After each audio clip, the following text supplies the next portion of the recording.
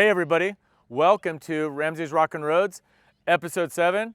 Once again, I want to give a shout out. Beautiful Santa Ynez, California, Rancho De Abejas. Thank you guys for letting us use your property. Beautiful. February, this is why we pay to live in California where we live, because where else in the world, except maybe Cabo, are you gonna find 73 degrees in the middle of February? Not many places. Shane's wife was in Connecticut last week, Shane? Yep. And it was like negative 20? 40. Negative 40 in Connecticut. I mean, yeah. Burr. Anyway, episode 7, welcome. We're gonna talk about psychology. Now, I am no psychologist, but in my primitive years, I got very, very interested in psychology. As I've said in other episodes, I barely graduated from high school, which I can't believe they let me leave. But then because I never really enjoyed high school. I mean, those teachers at high school, they're there because they have to be there, and they're just there for the pension. They're there for a paycheck. I didn't actually really start enjoying school and learning until I took a couple classes at our junior college. And it's a local junior college, Hancock College in Santa Maria. And I never knew education could be like this. So how it goes is I go sign up for a class because I feel like that's the right thing to do, because I don't know where. I haven't found Zig Ziglar at the time. I haven't found Earl Nightingale or Tom Hopkins or any of these guys at the time. So I'm trying to figure out, well, how can I learn? Well, let's go to junior college. And I didn't realize education could be like this until I took a couple classes at Hancock. And what I found is these teachers at these junior colleges are starving. They're having to work 3 jobs at 3 different junior colleges just to make ends meet. So these guys have to perform. I took a philosophy class. That teacher, it's been like 20 years, 25 years, can't remember his name. He was so animated and he got me so excited about learning that I wanted to take another class and another and another and another. So finally, I start studying on my own, and I start wanting to learn about psychology, because as in episode 1 or 2 or 3, I talk about Scott Santella and how he had such a huge impact on my life with sales, and I soon learned how there was such a big correlation between psychology and sales. So I started reading things about placebos. Now, the thing that so interests me about placebos is these pharmaceutical companies can take 100 people, 50 people get the placebo, which those of you that don't know what a placebo is, it could just be a sugar pill. So 50 people get the placebo, 50 people get the real medicine, they both get well. Or sometimes the people that get the real medicine don't get well because they get serious side effects from the medicine. The people that took the sugar pill got well. So this made me think early on in my primitive studies, in my early years, I said, wow, this is super interesting to me. And I heard a story. I'm gonna share a quick story with you about a placebo in sales. So W. Clement Stones has a guy. He's back in the Napoleon Hill era, he's a big publisher. And he has one of his struggling salespeople come into his office and he says, Mr. Stone, I could really use some leads. My family is starving, and if I don't get more money at this job, I'm gonna have to quit and go work for the railroad. And W. Clement Stone says, no, don't worry, go out, come back in 10 minutes, and I will personally select 10 people for you to go out and meet. And actually, I messed up. He wasn't in publishing, he was in insurance. I'll find 10 people for you to go sell insurance to. The gentleman leaves W. Clement Stone's office, comes back in 10 minutes, W. Clement Stone's gives him a list of 10 people. That guy, that week, goes out, he sells 9 out of 10 people insurance, and has an appointment with the 10th person when they get back from vacation. That gentleman goes back to W. Clement Stone's in 2 weeks and says, Mr. Stone, can you please give me 10 more referrals? W. Clement Stone says, well, no, I'm not going to give you 10 more leads. Why don't you just do it yourself? And the guy says, well, what do you mean? W. Clement Stone pushes a yellow book phone book across and says, here, just go through the phone book and get the names yourself. And the gentleman says, no, no, no. You gave me 10 leads. You gave me 10 leads, and those 10 leads turned into sales. And W. Clement Stone says, yeah, but I just went into the phone book and I went A for Abernathy, B for Billy, C for Charles. And the guy was so dumbfounded he couldn't believe it. And W. Clement Stone says, hey, check it yourself. And sure enough. So that's just a little glimpse of the psychology of what I'm going to get into in this episode. Shane, what was my first topic? Psychology of crews. Psychology of crews. So this is something that you contractors out there, once again, it does not matter whether you're roofing, drywall, asphalt, it does not matter. So one thing that I found out, and this is just one little tip of psychology, one little thing that I do with my crews, and it's not necessarily to be mean or to be greedy, it's to be efficient. And back to my 2008, 2009, 2010, I'm not going to go on that rant and rave again, but you guys saw when we were at the Santa Maria Library, I was talking about how I learned how to keep Ramsey Asphalt in business. I learned how to be more efficient. Well, one little trick that I learned is if I send a crew out to do one job that I feel like they could do in 5 hours, they, without doubt, will take 8 hours to do it, without exception, because that's all they have to do for the day. But if I send them out for the main job, and then I give them a little job to do after the big job, they'll get both of them done in 7.5 hours. It's an amazing thing, right? That's all it takes. So you're going to send them out on a job where you think it should take 6 hours. The guys are they're not in a rush to get it done because that's all they have to do that day. They're going to put in, they're going to make sure they get it done, they're going to make sure it comes out good, but they're going to get it done in their full 8 hours.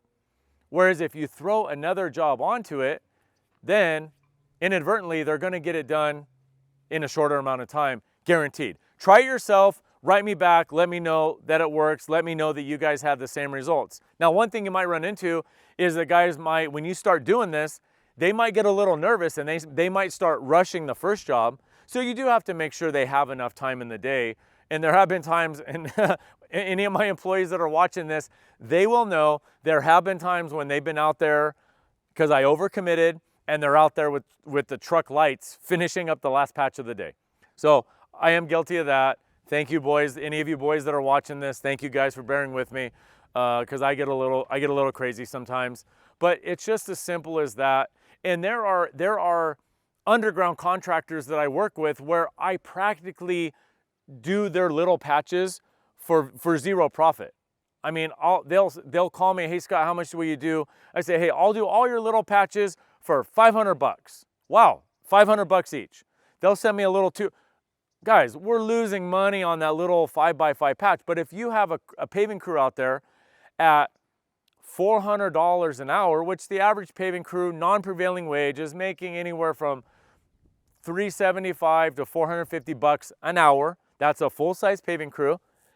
If you can shave off 30 minutes in that day or 1 hour in that day, then that little patch paid for itself 3 times over, guaranteed. So I'm not going to go on about that. That's just one little trick I've learned. Shane, take it away. What's the next? Psychology of customers. Okay, psychology of customers. So this is one that I really find super funny. And those of you sales guys that are out there in the ether that are watching this, you're going to appreciate this. And once again, it doesn't matter if you're a painter, a paver, an asphalt guy, a seal coater, a drywaller. It really does not matter because this holds true for practically every occupation. It doesn't matter if you're a car sales guy, if you sell Apple cell phones, it doesn't matter who you are.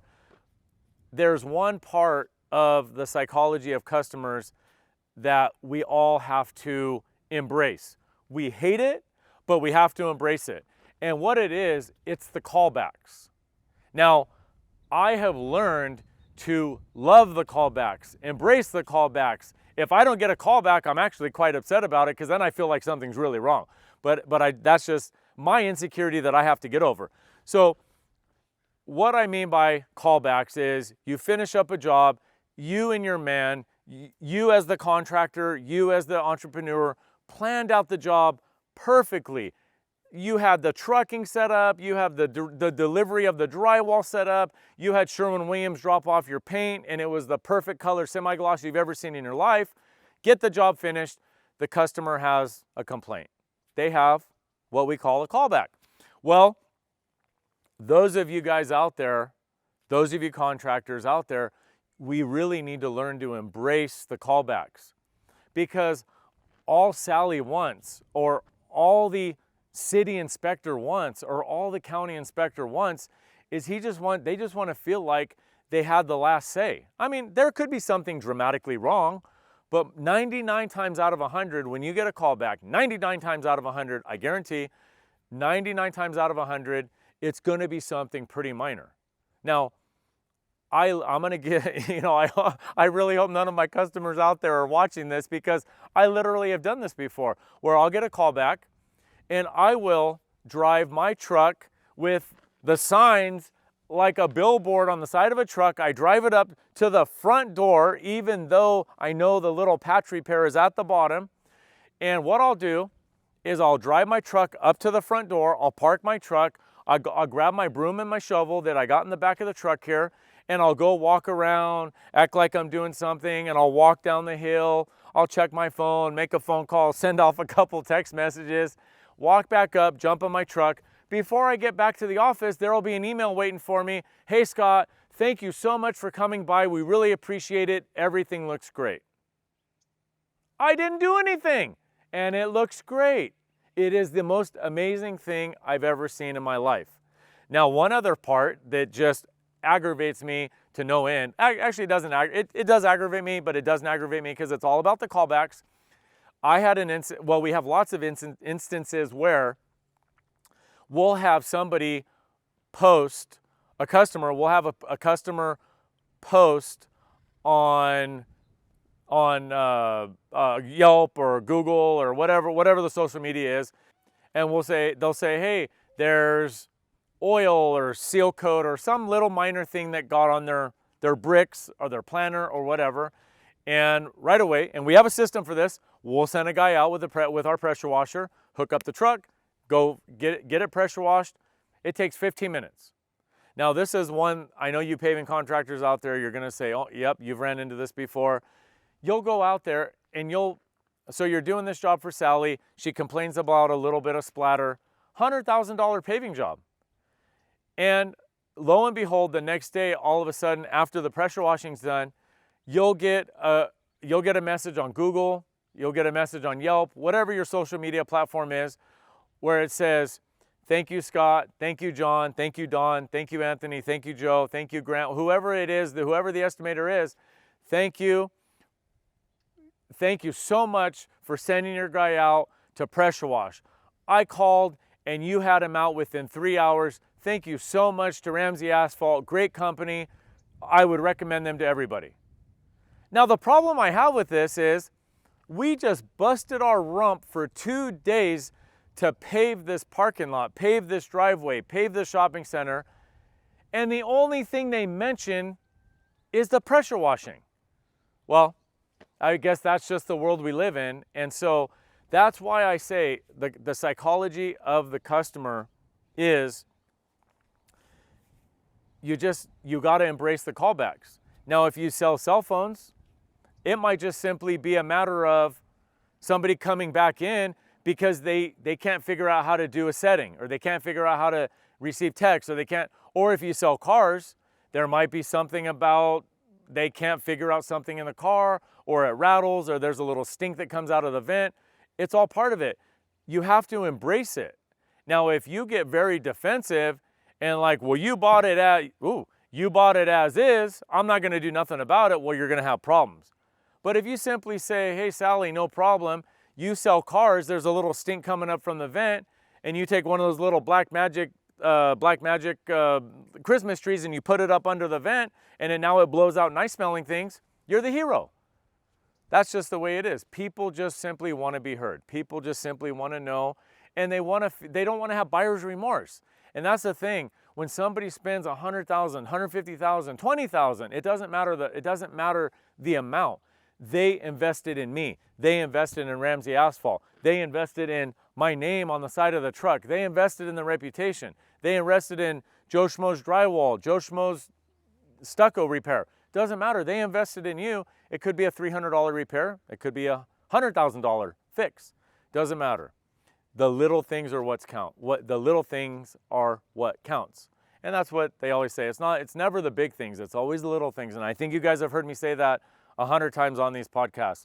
It's always the little things. So anyway, I think I talked enough about the psychology of customers. What's up next, Shane? I think it had to do with me. Yep.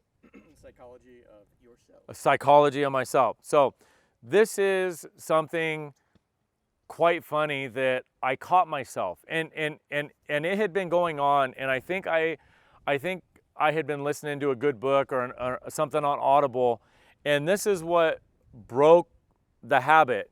So we got into, my crews got into a little bit of a funk, and things kept breaking, and it was always different things. Things kept breaking, and we were having problems getting jobs done. So finally, I jumped on the bandwagon, and I kept telling myself, we can't finish a job without breaking something. What the hell am I going to do? And I kept saying that, and it kept persisting. It kept persisting. We can't finish a job without us having to go back and fix something. The guy's backed into a gate. The guy's backed into a wall.